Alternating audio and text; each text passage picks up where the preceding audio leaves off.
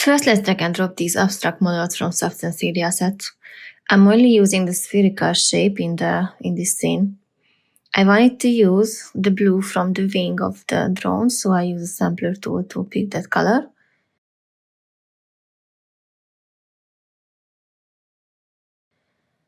So the final touch is to scatter them around the scene.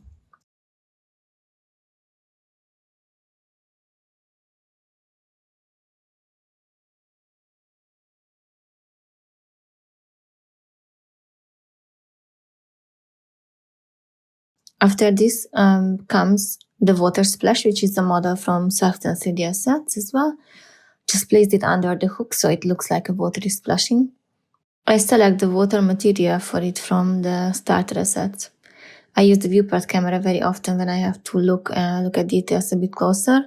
This way I can keep my render view and just move around with the viewport camera freely.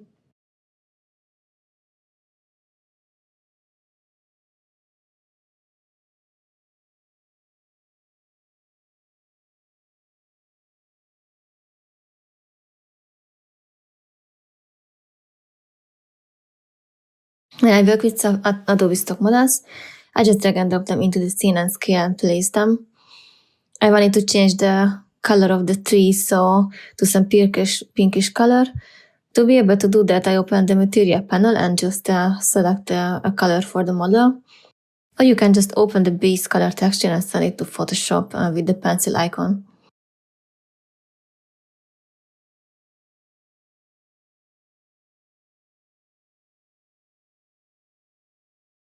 In Photoshop, there are multiple ways of doing this. It depends on your taste, but I use hue, saturation, or color overlays for this. So when you save in Photoshop, it will update in Stager.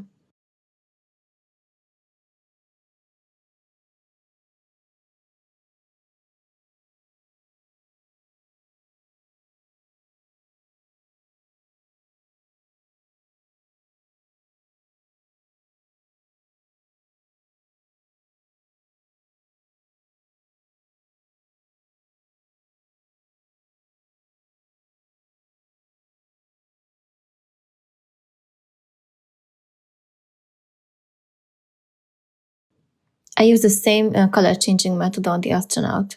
After importing and scaling the model that I downloaded from Adobe Stock, I changed the base color and images on different parts of the model to change the overall look.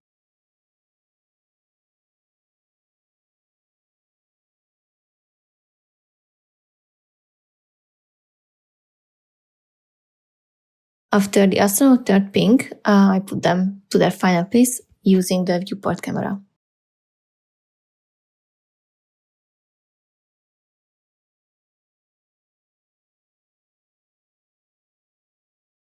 There is one more thing I quickly want to show you, and that is how you can create small 3D elements using Adobe Illustrator. I use the latest version of Adobe Illustrator for logo extrusions and simple 3D modeling because it's very easy and fast. For this project, I created a few cables for the flying island. Usually, I open a new document and I use the pen tool to draw the shape of the cables. With the anchor point, we can change the curve of the line, change the stroke so the cable will look a bit thicker. Locate and open the 3D Materials tab. Open it from the window menu if you don't have it open. I like to use Inflate for the extrusion. I also like to change the stroke color to gray so I can see the surface better. You can see what happened with the stroke. It has a certain depth. After a few final touches on the stroke, we can export the model. Go to File, Export Selection, and the export window will open. Select the folder where you would like to save your object file. Don't forget to select the OBJ format and give it a prefix if you like. Click Export Asset and we are ready. Let's make a few more. So let's see what happens when we import this to Stager. We can skip the Generate UVs command as we are only going to use a plain color on them. I like to use the Move to Ground function to bring the models up above the ground plane. After importing them to Stager, we can create a composition that we like. We can use the Align tool to organize them better. Simply use the gizmo to move, scale, and rotate them. We can change the base color to see how they look. Just apply a base material onto them and change the base color. To export them in this current composition, select them all, go to File, and then Export Selected. In the pop-up window, select the OBJ format, select the export folder, and press Export. When we import this object file back into Stager, you can see that everything is in one folder. For me, it's easier to work with them later on. So the final task is to place these cables under the rocks. I use the viewport camera in close-up a lot with the render preview on, so I can find the best placement for these assets.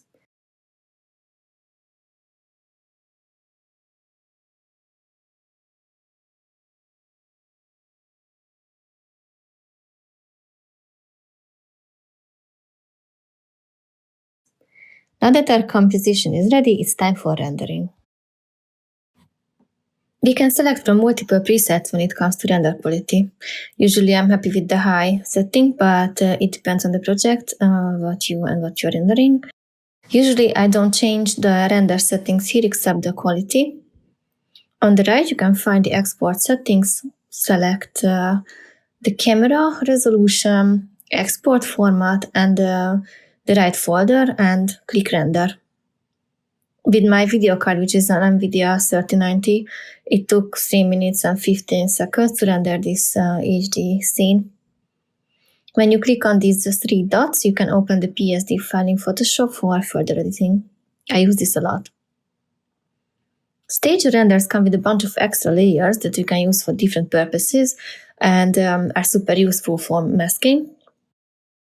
I like to use the sky replacement in Photoshop, so I converted the background color to a rasterized layer. In the edit menu, you can find the sky replacement tool. You can select from multiple presets to create nice clouds. I like to create fog from these clouds that I use as an overlay on my images. I duplicate the sky layer, desaturate it, and place it on top of all the layers and switch it to screen mode.